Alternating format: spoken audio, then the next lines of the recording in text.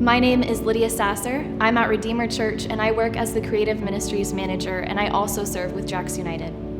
So back in 2021, after youth camp, my husband and I both got COVID, and he recovered well and bounced right back to normal, but I ended up getting a long-term side effect called parosmia.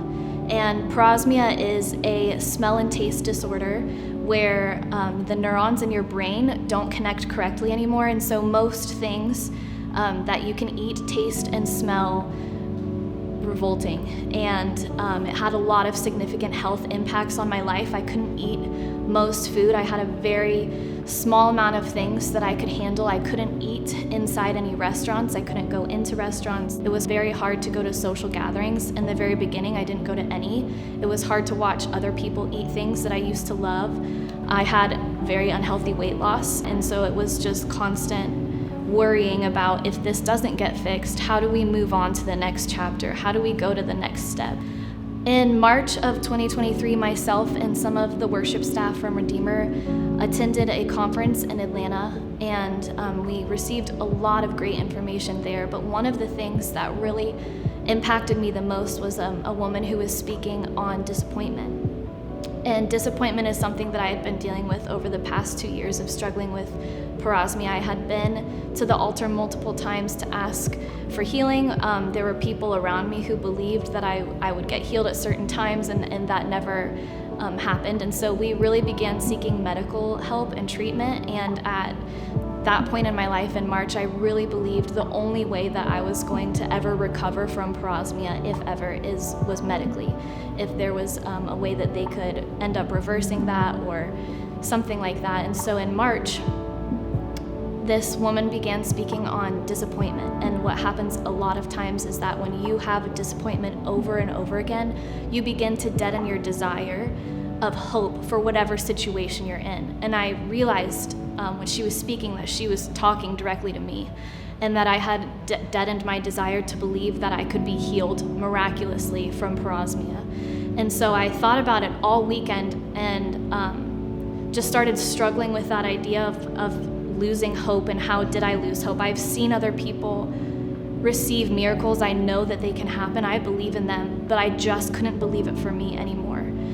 The Lord was prompting me to do something that I was resisting. And I thought to myself, like, why am I resisting? I realized in that moment, it doesn't matter how many times that He calls me to the altar, I need to be obedient to go. And so about a month after that, we had Jax United at Reverb Church. I felt impressed that either myself or Josh needed to go to the altar. I couldn't really discern who it was, and so I leaned over to him and I said, hey, do you think one of us needs to go? And he said, yes, you need to go to the altar for parosmia. And so I was like, okay, I'm gonna be obedient. So I just kind of looked around to see if there's somebody I knew on the altar team, and I saw Emma Weeks from Kindred Church, who I've met multiple times through Jax United events, and I trusted that she would be able to pray for me over that. And so I walked up to her and I told her a little bit about what was going on, and she brought somebody over with her, and they began praying over me. My name is Emma Weeks. I am lead pastor with my husband of Kindred Church. You know, we were in this beautiful moment of worship together, and they opened up the altar for prayer. And so we were standing up there, just continuing to worship, really. I saw Lydia out of the corner of my eye as I was standing up there, and I made eye contact with her, and I just had this feeling she needed something. She needed something that night, and it was there on the altar for her.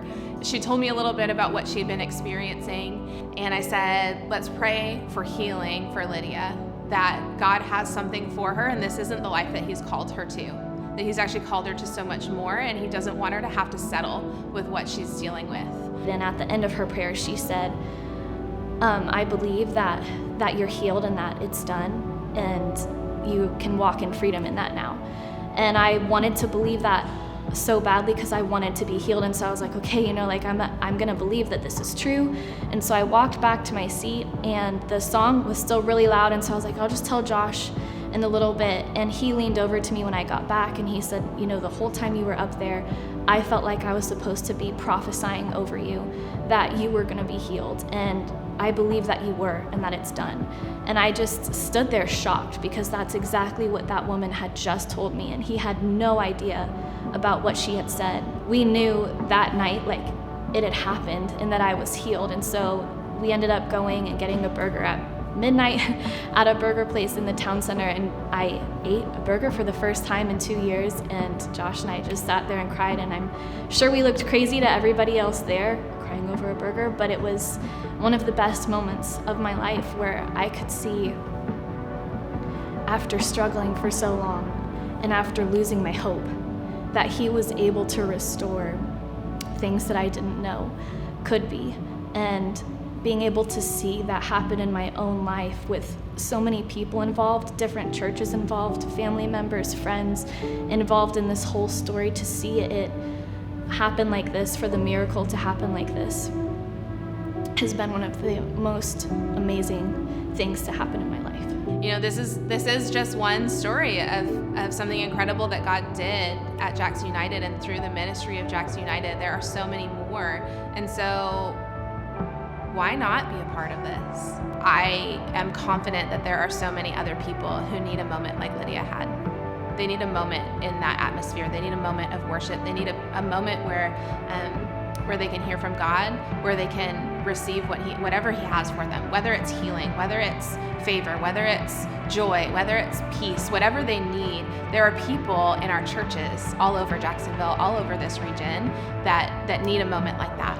We've already seen God do so much through Jax United in these times together, and whether you personally know Jesus or not, there are ways that you can get involved. We know there's so much more to be done in our city, and that this is just the beginning.